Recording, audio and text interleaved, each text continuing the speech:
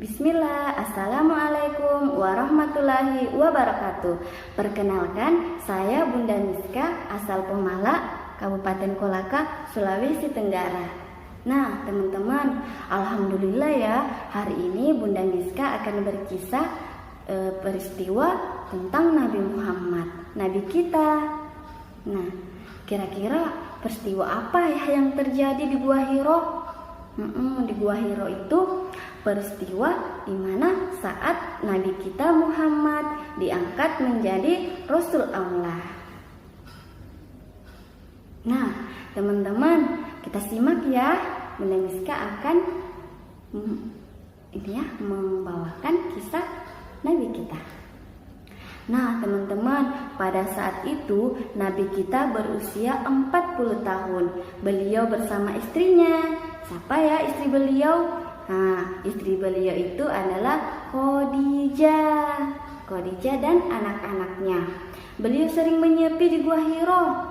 Kenapa yang menyepi? Di sana beliau beribadah dan berdoa. Dan tentunya berpikir bagaimana cara untuk memperbaiki kaumnya.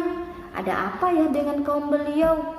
Ternyata teman-teman, kaum beliau itu selalu menyembah berhala, percaya dukun dan berfoya-foya. Muhammad sangat sedih melihat kondisi yang seperti itu, teman-teman. Nah, selama beberapa lamanya, selama 2 tahun ya, Nabi kita menyepi di dalam Gua Hiro. Suatu hari Muhammad mendapatkan tanda kenabian. Tanda kenabian berupa mimpi yang benar.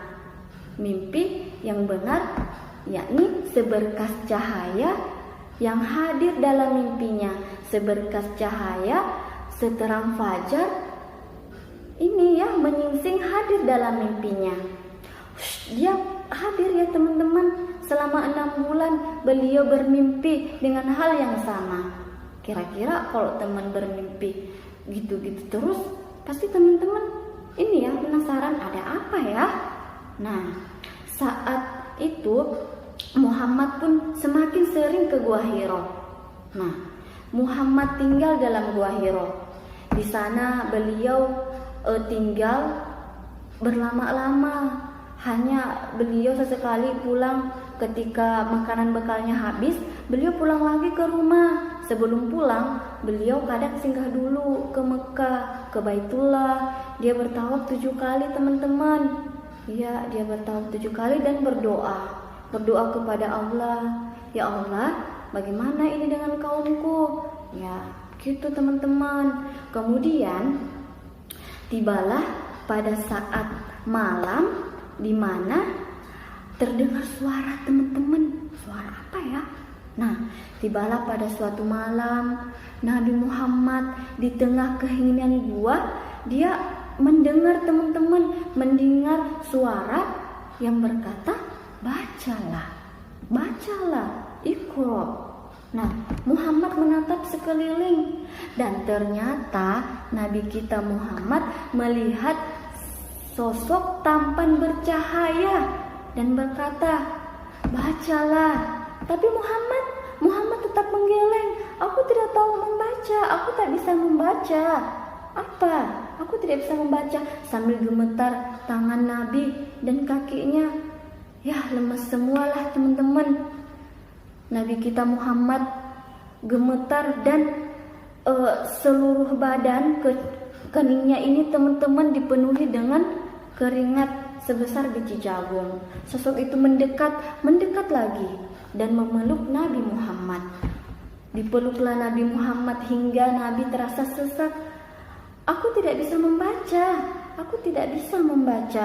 Sosok itu kembali berkata, bacalah. Aku tidak bisa membaca. Apa yang harus aku baca? Sosok itu memeluk Nabi Muhammad. Ya, memeluk sangat erat. Dan tetap berkata juga, Iqra, bacalah, apa yang harus aku baca? Nah, tanya Muhammad, apa yang harus aku baca? Ternyata sosok itu berkata, bacalah dengan nama Rohmu yang menciptakan. Dengan dia telah menciptakan manusia dari segumpal darah. bacalah dengan rohmu yang maha pemurah. Nah, ternyata itu yang disuruh Nabi baca. Ketika sosok bercahaya itu hilang, Muhammad terus berlari ke dalam gua. Gemetar tubuhnya, lemah kakinya. Pokoknya Nabi Muhammad sangat ketakutan. Nah, tiba-tiba teman-teman takut gak ya? Takut banget tentunya. Nah, setelah itu, Bunda Miska ada lagunya juga. Nah, gini nih liriknya. Ketika Nabi bersendiri di dalam gua Hiro. Ya, ketika itu Nabi sendiri teman-teman di dalam gua Hiro. Beribadah kepada Allah beberapa hari. Jibril datang dan memeluk tubuh Nabi Muhammad.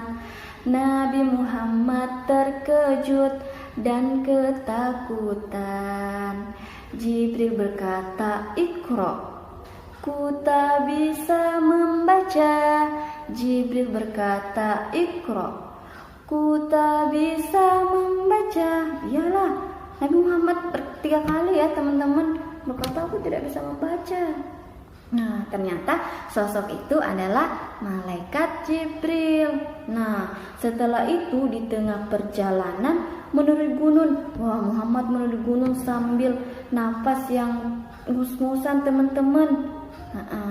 Dan suara menggema memenuhi langit. Suara itu berkata, "Wahai Muhammad, engkau adalah utusan Allah dan aku adalah malaikat Jibril." Nah, Muhammad mendongakkan kepala, melihat ke langit. Di sana tampak sosok laki-laki yang berkata, "Wahai Muhammad, engkau adalah utusan Allah, sedangkan aku adalah Jibril." Tetapi lelaki itu melihat ke arah Muhammad, ke arah manapun Muhammad menatap, ke arah selatan, utara, tetap sosok itu tampak. Dan ternyata itu adalah malaikat Jibril. Dan Muhammad meneruskan perjalanan. Sambil napas tersengal. Setelah laki-laki itu hilang, beliau mendatangi Khadijah istri Rasulullah. Nah, saat itu beliau dengan kedinginan, gemetar, beliau mendatangi Khadijah. Selimuti aku." Ya, selimuti aku. Ketika itu Khadijah tanpa bertanya apa-apa ya teman-teman, melihat kondisi suaminya yang seperti itu. Nah, teman-teman, kira-kira kalau teman-teman melihat sosok yang tampan, bercahaya, senyum, mengejar teman-teman, apa yang kira-kira Anda lakukan? Tentunya takut ya teman-teman ya. Ternyata peristiwa itu adalah peristiwa di mana malaikat Jibril bertemu dengan Nabi kita Muhammad. Di sana dia berkata, "Kamu adalah Nabi Allah." Nah, itulah teman-teman tadi kisahnya, peristiwa di Gua Hiro ya.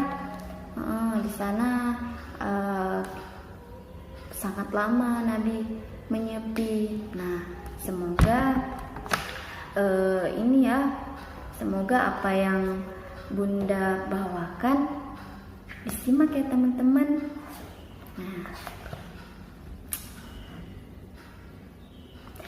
Nah, itulah tadi ya teman-teman, peristiwa Muhammad diangkat menjadi Rasul Allah.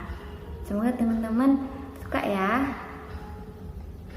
Nah, apakah ajaran Nabi yang Muhammad bawa? Ajaran adalah ajaran agama Islam seperti yang sekarang kita ikuti. Ya, semoga saja senantiasa dalam lindungan Allah ya. Oke teman-teman, itu dulu ya yang bisa saya bawakan. Lebih dan kurangnya mohon dimaafkan. Wabillahi taufiq wal hidayah.